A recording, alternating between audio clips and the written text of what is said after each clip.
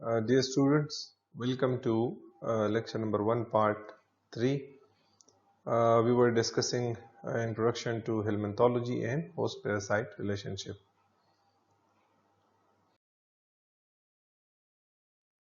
So the outlines of this lecture, we will discuss introduction to helminthology. We will discuss host-parasite relationship. Lecture outcomes are that after watching and listening to this lecture, a student will be able to know about helminthology and host-parasite relationship. In continuation to the previous lectures, where we were discussing symbiosis, different kinds of symbiosis, today we will talk about parasitism. So, parasitism can be defined as it's a relationship in which one participant, which is the parasite, will harm its host, or it may live at the expense of the host. So there are two conditions: either it will rob the food of the host, living at the expense of the host, or it may harm the host very dangerously. Parasite may cause mechanical injury. So sometimes the injury is mechanical, immunological, we will discuss that. So parasite may cause mechanical injuries, such as by boring into the skin, by boring hole into the skin. So many of the larvae, when they enter into the skin of the mammals or any other animal, so they bore or they dig into its skin or other tissue. So it causes mechanical injury, severe itching and pain. So when it dig hole or when it bore into the skin of the of its host. It may also stimulate a damaging inflammatory or immune responses. So the parasite may produce like inflammatory responses, inflammation in the host, or it may cause or activate various immune responses in the host, or it may simply rob the host of nutrition. So it may just rob the nutrition. For example, in case of Ascaris lumbricoides, they rob the protein from their hosts. So it causes severe protein deficient diseases. Most parasites inflict a combination of these condition on their host. So many of the parasite, most they will also cause the mechanical injury. They will also dig hole, like digging hole or digging into the skin or tissue, damaging the tissue, or it will also stimulate inflammatory and immune responses, and it also rob the food of the host. Then there are like various kinds of parasites. For example, number first one is ectoparasite. So it is clear from its name. Ecto mean outside and parasite mean parasite. So it's a parasite which lives on the surface of its host. So if a parasite is living on the surface of its host, it is called ectoparasite. Not inside the body, but outside on the skin of the animal. So this is known ectoparasite. So there are many ectoparasites like ticks and mites, bed bugs are there. So these are different ectoparasites, or mosquitoes. Uh, then there are endoparasites. Endo mean inside and parasite mean parasite. So a parasite which lives inside the body of its host. So when the parasite is inside the body of its host, it is known as endoparasite, and there are various kinds of endoparasites. That is the leishmaniasis or leishmania.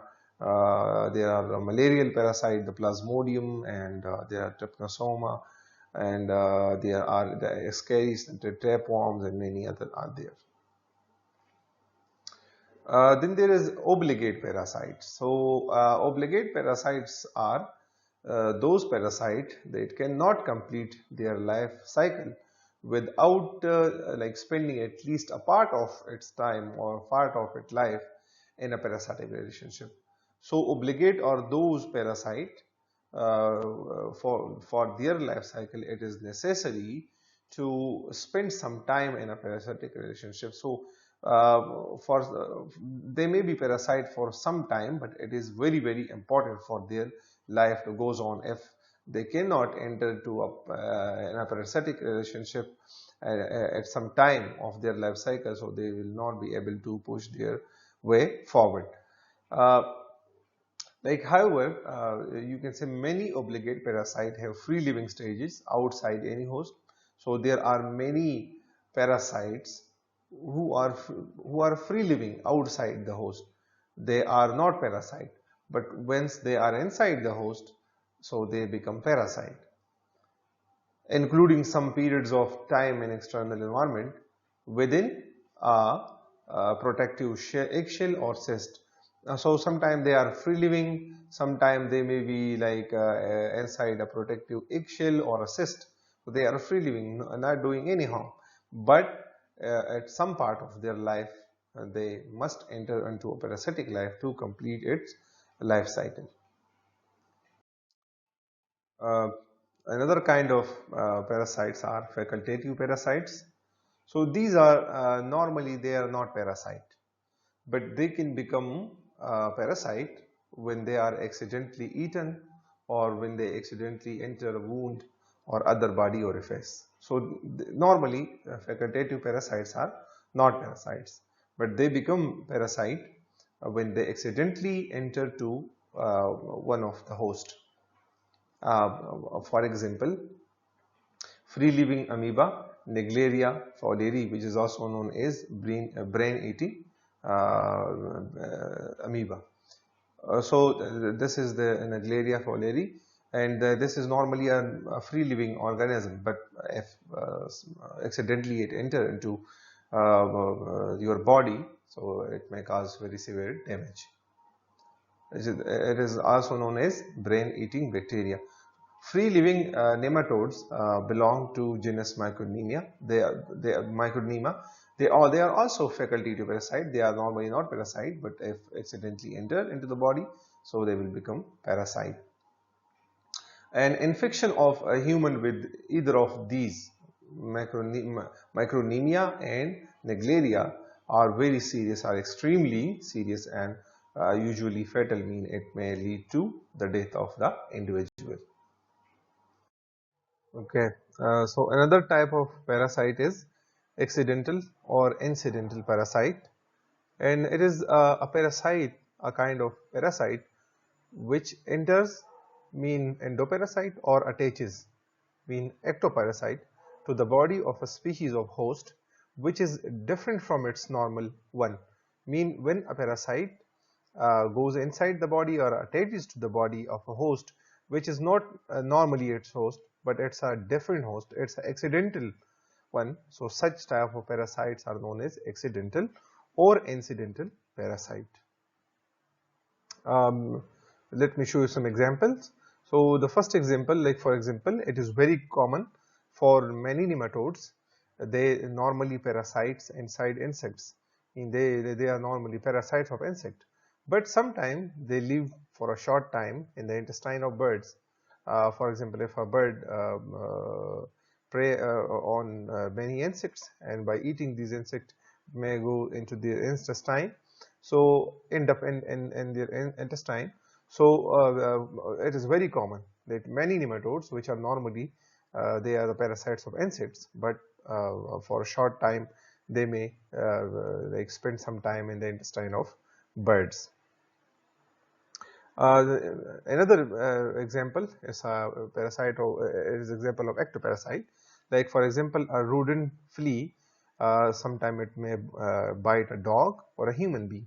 So a rodent flea is a parasite or ectoparasite of a rodent, but it may accidentally or incidentally bite or maybe a parasite on for a short time on dog or a human being. Accidental parasites usually do not survive in the wrong host. So it's a fact because they are not evolved, they are not adapted to the system, to the physiology of the wrong host. So most of the time it will not survive. But there are some cases where they may become very extremely pathogenic, like for example Baliscaris, or and another example is the Toxocara.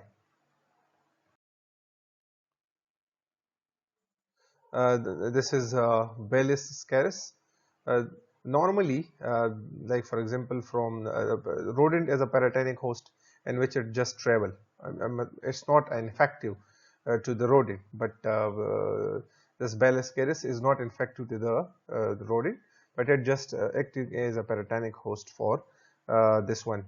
But it, like for raccoons, it is a infective one. It is a parasite of raccoon, so from the environment it goes inside the raccoon, and from the fecal material they go again into the environment, and the cycle goes on, and sometime this Baliscaris become a parasite in human being, which may become very dangerous. Another example of the Toxocara. So the life cycle is, this is the normal life cycle for like in the rabbit, dogs, in the feces, and it goes on. But sometimes accidentally it go into the human being and become very dangerously or extremely pathogenic or very dangerous. So parasitism is usually the result of like long shared evolutionary history between a parasite and host species. So the parasitism is not a very simple phenomena. It's a very complex process which has been through a long evolutionary history, and they become like adopted to the parasite, they adopted to their host in many ways. So parasitism is a result of a long association, a very long shared evolutionary history of the host and the species. Because here we are talking about the species, sorry, about the parasite and the host. So the interaction among these two is very important.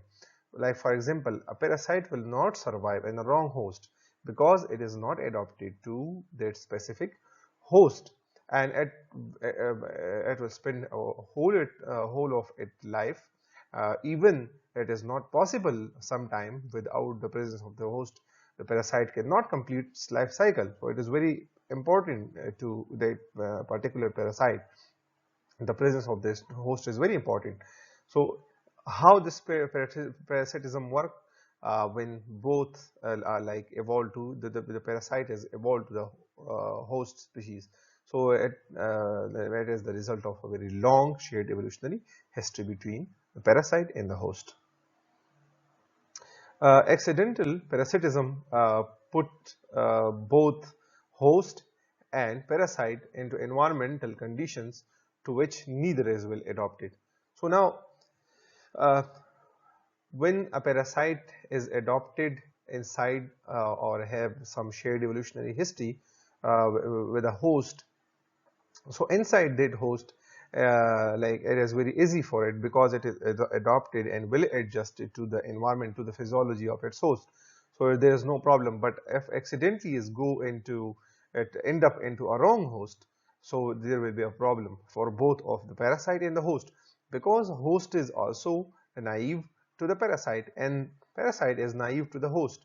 So for both of the participant, for the host and parasite, there will be problems for both of them. So it is not surprising that the result may be serious harm to either or both participant. So there are different cases. In some cases there will be a serious harm to the parasite. It will be destroyed as soon as it enter into the host, and sometimes the host will not be able to defend itself, and it may seriously harm the host. So the destruction like varies. Sometimes it is on the host side and sometimes it is on the parasite side. And then there are like other kinds of parasites, like permanent parasites. So some parasites, they live their entire adult lives within or on their hosts.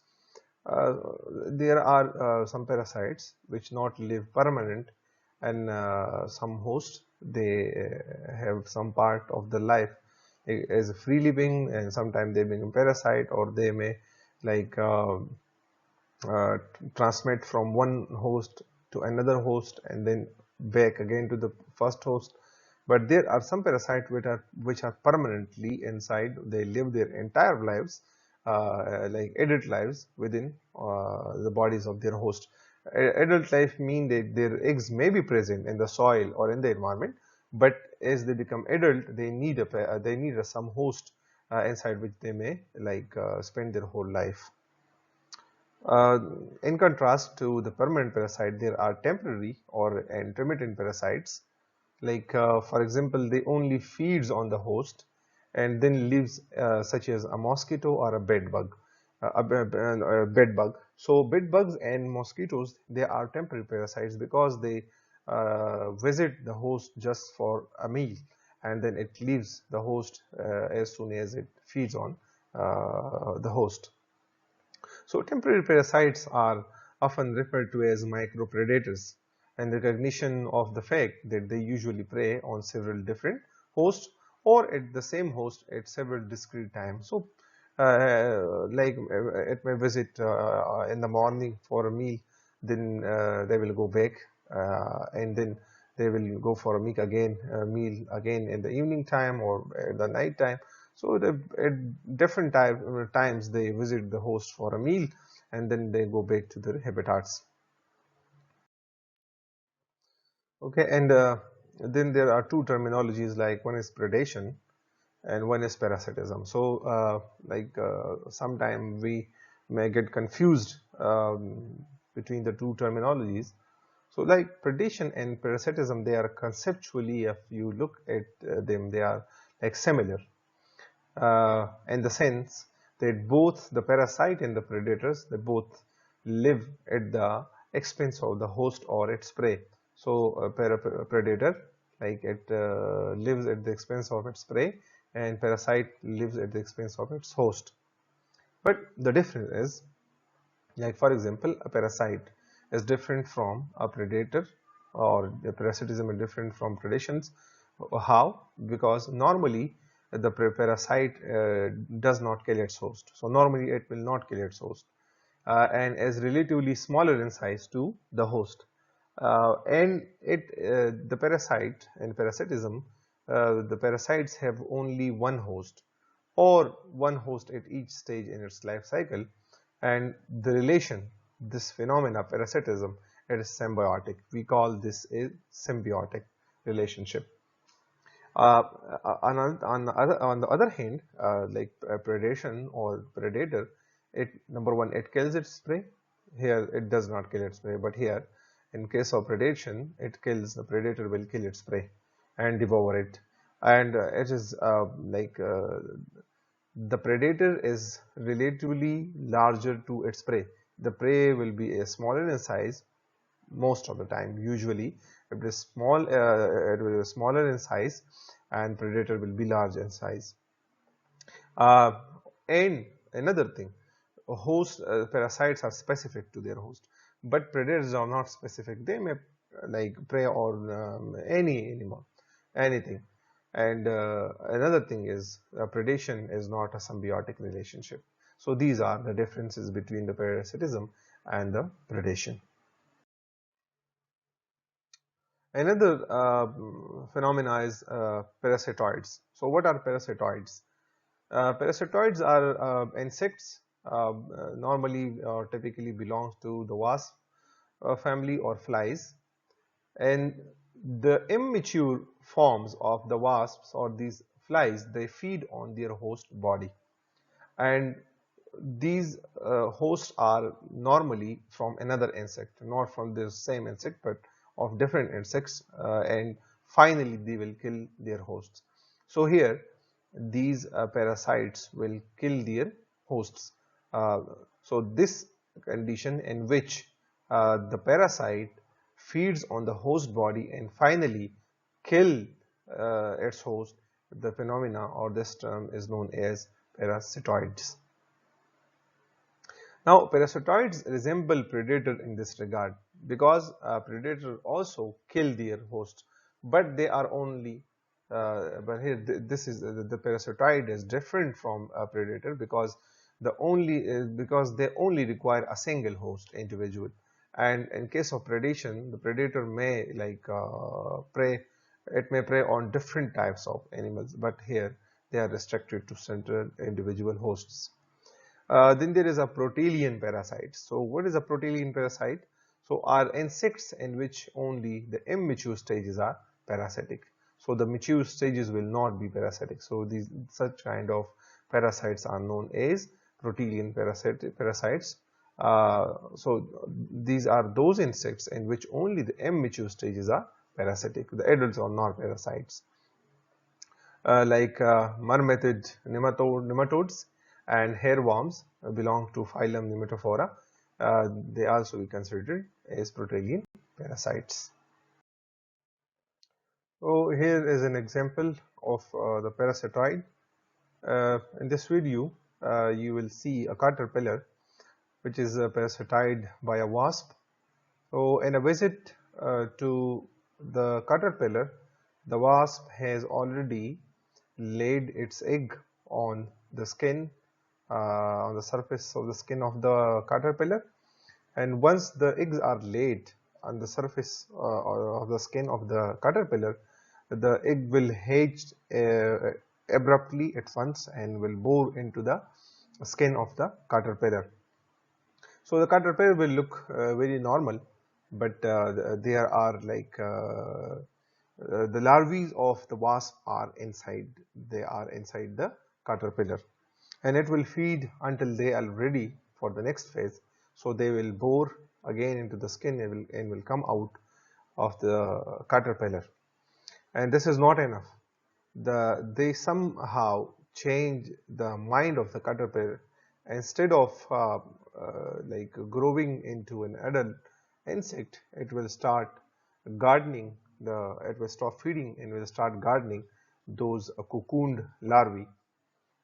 And with the guard and no eating, it will starve to death.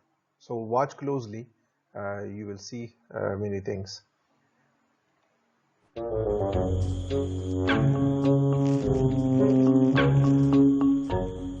Our parasitized caterpillar has spent the last 12 days gorging itself.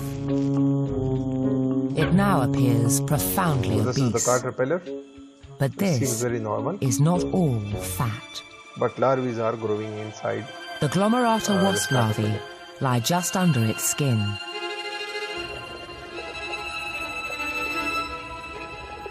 Each is the size of a grain of rice, wasp larvae. but together they account for over a third of the caterpillar's weight. The larvae have not yet finished growing and need to keep their host alive. So although they feast on the caterpillar's blood, they have been careful not to touch a single one of its vital organs.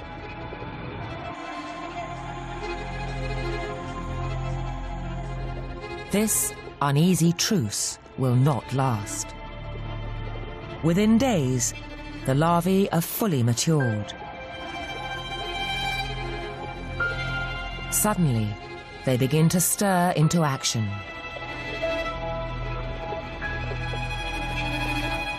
For the past 2 weeks, this surrogate womb has protected them, but now they no longer need it.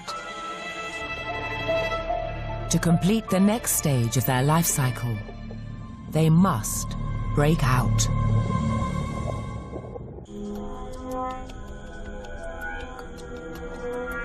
The caterpillar's thick skin should be a solid barrier to the parasitic wasp larvae. But as their bodies have grown, they have developed tiny, saw-like teeth. These jagged jaws are for one job only: cutting their way out.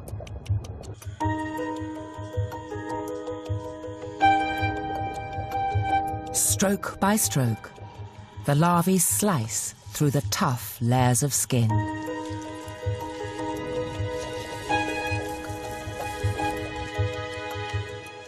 A At the same time, they release chemicals that paralyze the caterpillar.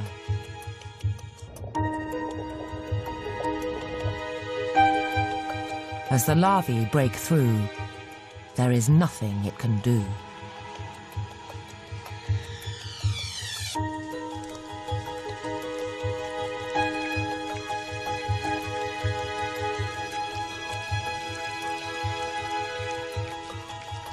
Free at last, the larvae enter a new phase of development. Once they are outside the caterpillar body, they will start spinning They a cocoon. swiftly spin around silken themselves. cocoons. These will provide the perfect environment for their final transformation. But ironically, one of the greatest dangers the larvae will face is being themselves impregnated by other species of parasitic wasp. Incredibly, the wounded caterpillar helps them out. Now you can see the mind. Usually, The caterpillar a has been caterpillar set would spin a for silken protecting blanket those, to make its own cocoon larvae. cocoon. But the caterpillar will parasitized spin caterpillar an extra spins food his blanket for extra on top protection of the wasp cocoons, the giving larvae. them an extra with layer guard. of protection. with the price of its life. Scientists believe the same wasp virus that infected it weeks before has now invaded the caterpillar's brain and caused this bizarre corruption of its normal behavior. And at the end, Amazingly, it will starve the to caterpillar's death. natural aggression is now also exploited by the wasp virus.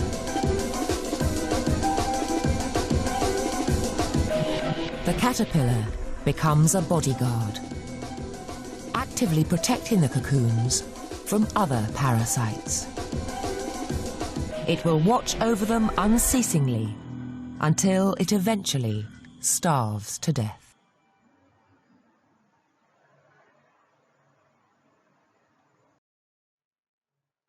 Here is another example of the parasitoid. This caterpillar is a cottonwood digger caterpillar, and these larvae are the larvae of barconid wasp. So they are parasitoid, like on this caterpillar, and at the end they will kill the host. So watch this video carefully.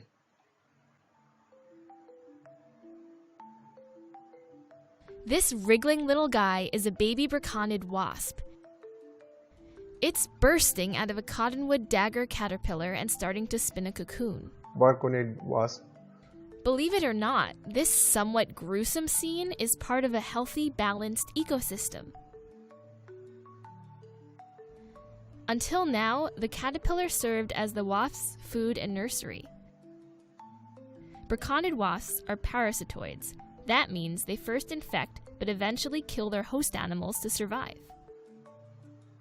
Regular parasites generally don't kill their hosts outright. The cycle begins when a parasitoid lays eggs inside or on the caterpillar or on top of the caterpillar's food.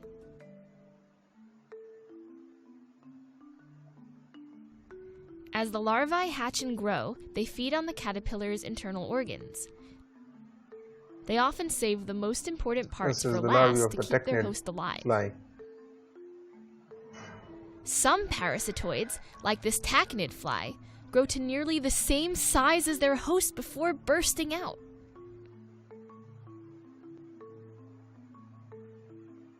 After emerging from the caterpillar, these parasitoids pupate and develop into adults. Then they search for a new host to lay eggs, starting the cycle over. Parasitoids have a special purpose. They keep their host populations in check. Without them, the caterpillar population could skyrocket out of control and destroy the trees that they eat. Some parasitoids are used to help control invasive species and pests that otherwise could devastate the environment. So, they can help keep the ecosystem healthy.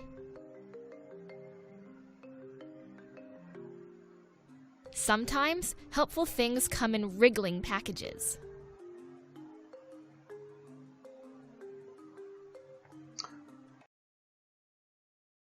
these are the references.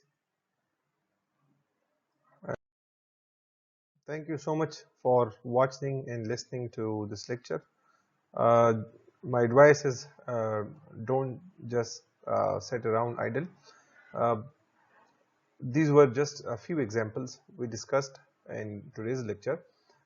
Just surf on the internet, go and search many more examples, explore many other videos and examples of different like parasitism, of the obligate parasites, of the facultative parasites, of the accidental parasites, temporary parasite, obligate and ecto and endoparasites, and parasitoids.